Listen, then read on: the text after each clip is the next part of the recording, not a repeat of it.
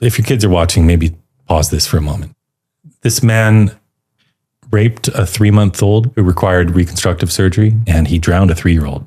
And he was still a teenager when this happened, but he was put in prison. Then while in prison, the British Columbia government paid for him to get breast implants. And because he's now identifying as a woman, they transferred him into the Fraser Valley Penitentiary for Women. And in our female prisons in Canada, there are units with moms with their small children. Up to a certain age, they can have their kids with them. So they have this separate unit. This man was placed right next door to that unit. And while he's been there, he has, of course, assaulted a woman. Is he still there? Yeah. So I went to Victoria, the capital, to meet with the Minister of Education about this.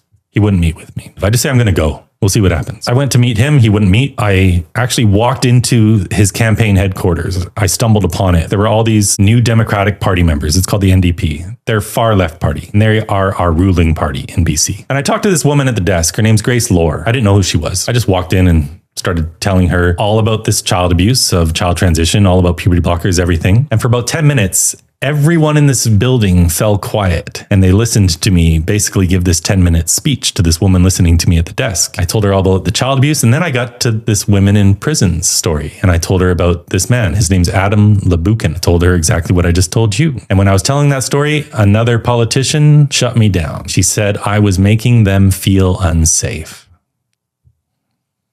And I was telling this story as calm as can be, like I always do. But that made them feel unsafe. 3 times I was told that, and they kicked me out. This is your elected official. Yes. I came back the next morning to try to meet with the Minister of Education again. They locked me out. I have subsequently told this story online in great detail. Grace Lohr, that woman I was speaking to, who became the Minister of Children and Family Development. What I didn't know at the time I first spoke with her, she was a former gender studies professor at the University of Victoria. So when I told this story on Twitter and I tagged her, she responded,